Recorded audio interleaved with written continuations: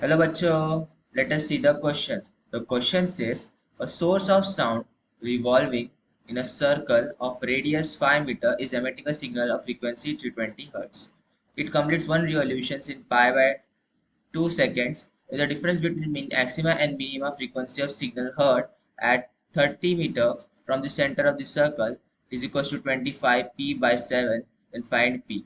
Given speed of sound is 30 meter per second. तो इस question में हमें क्या बोला गया है कि हमें एक सर्कल दिया है जहाँ जिसपे एक सोर्स साउंड प्लेस किया गया है। ठीक है, एक सर्कल है जिसका रेडियस कितना है 5 मीटर। ठीक है, इस पर एक साउंड प्लेस किया गया है, सोर्स साउंड।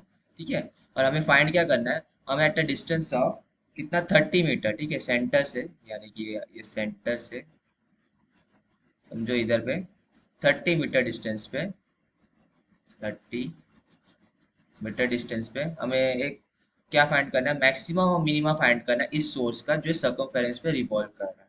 ठीक है, तो की कॉन्सेप्ट क्या है इस क्वेश्चन का, की कॉन्सेप्ट, की कॉन्सेप्ट क्या है?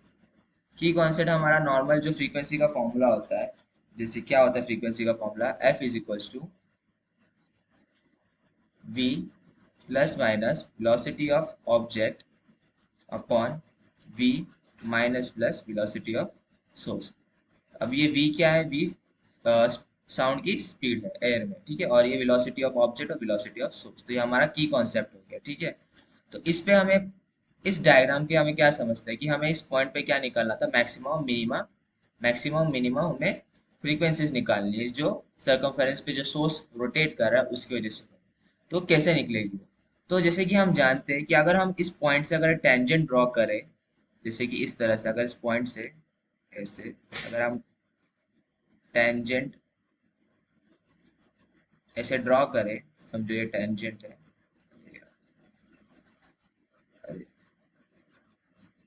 ये हमारा सर्कल था कुछ इस तरह से। ठीक है, ये ऐसे कुछ टेंजेंट मैंने ड्रॉ किया दोनों तरफ से। ठीक है, क्योंकि हमें पता है कि जो मैक्सिमम वेलोसिटी के हमें जो मिलेगी वही हमारा मैक्सिमम फ्रीक्वेंसी बनेगा, मतलब मैक्सिमम फ्रीक्वेंसी मैक्सिमम वेलोसिटी की वजह से बनेगी। तो समझो अगर मेरा जो सोर्स है वो इस डायरेक्शन में मूव कर रहा है, ठीक है, कुछ इस डायरेक्शन में मूव कर रहा है, तो जिसकी मैक्सिमम मैक्सिमम फ्रीक्वेंसी बनेगी वो टेंजेंट के इस पॉइंट पे बनेगी। ठीक है, ये वाला पॉइंट जो है, ये वाला, यहाँ पर मेरा जो बनेगा एफ मैक्स बनेगा, और जो मेरी मिनिमम फ्रीक्वेंसी बनेगी वो इस पॉइंट पे टेंजेंट के बनेगी। ठीक है, ये फ्रीक्वेंसी मिनिमम, ये हमारा मेन कॉन्सेप्ट हो गया।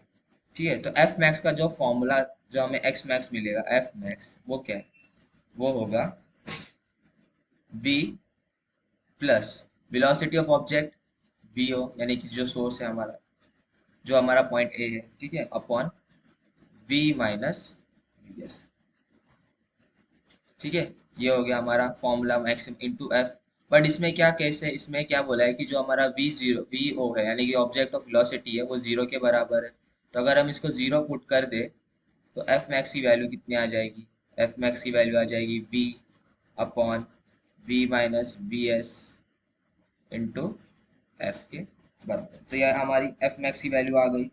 ठीक है, सिमिलरली हमारी जो एफ मिन की वैल्यू आ जाएगी वो कितनी रहेगी, सिमिलरली, सिमिलरली जो हमारी एफ मिन की वैल्यू है, यानी कि एम फ्रीक्वेंसी एट मिनिमम, वो कितना होगा, वो होगा V upon V plus S, V S Q, क्योंकि ये मिनिमम फाइंड आउट करें तो मिनिमम करने के लिए हमें नीचे ऐड करना पड़ेगा इनटू एफ। ठीक है, तो ये आ गई। तो हमें फाइंड क्या करना था, हमें डिफरेंस फाइंड आउट करना था दोनों का।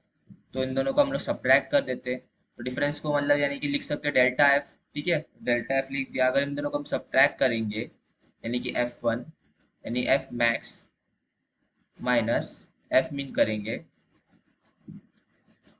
तो इसको हम वैल्यूज पुट कर देते हैं। ये हो जाएगा एफ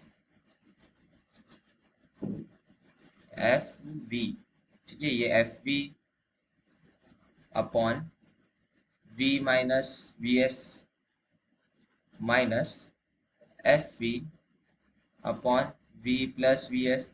तो यहाँ से हम एफ को कॉमन ले लेते हैं। एफ को अगर हम इस तरह से कॉमन ले लिए,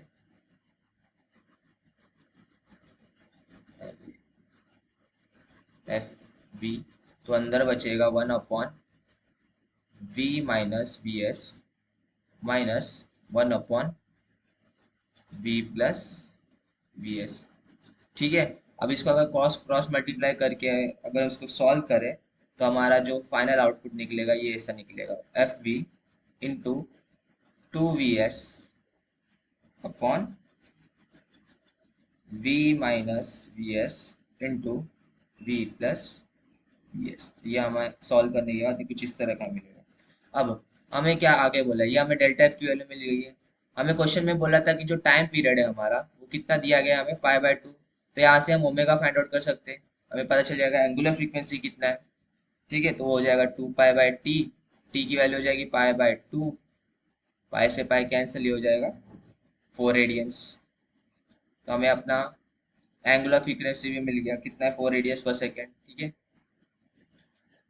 यहाँ से हम पता चल जाएगा जो हमारी वेलोसिटी कितनी होगी उस सोर्स की, linear velocity v is equal to R omega. यहाँ से हमें अपनी वेलोसिटी भी मिल जाएगी। तो r कितना है हमें पता है, रेडियस कितना है हमारा 5 इंटू एंगुलर वेलोसिटी 4। तो यहाँ से मुझे पता चल गया कि जो हमारी लीनियर वेलोसिटी होगी सोर्स की होगी 20 मीटर पर सेकेंड। ठीक है, तो यहाँ से हमें वेलोसिटी भी मिल गई। तो हमें वी की वैल्यू यहाँ से मिल गई, वेलोसिटी ऑफ सोर्स। तो इसको हम क्या करेंगे, जो हमारा ये इक्वेशन बना है यहाँ पे, इसमें हम इसको पुट कर देंगे।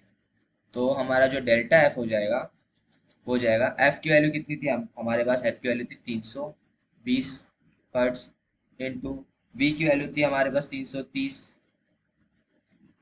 ठीक है, इंटू ये हो जाएगा 2 इंटू वेलोसिटी ऑफ सोर्स, यहाँ से हमें मिला कितना था 20 metre per second, divided by we कितना था, वी की वैल्यू थी 330।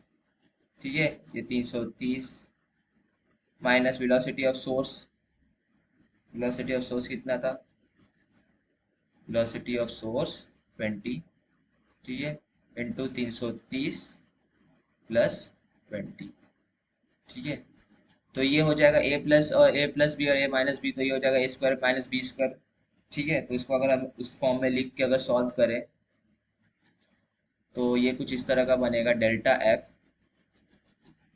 Is equals to 320 into 330।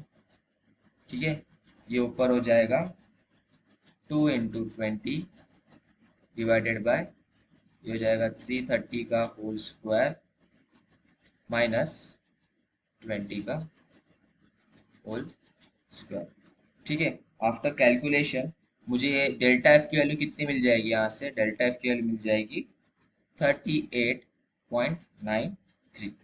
ठीक है, डेल्टा एफ की वैल्यू मुझे यहाँ से मिल गई 38.93, 38।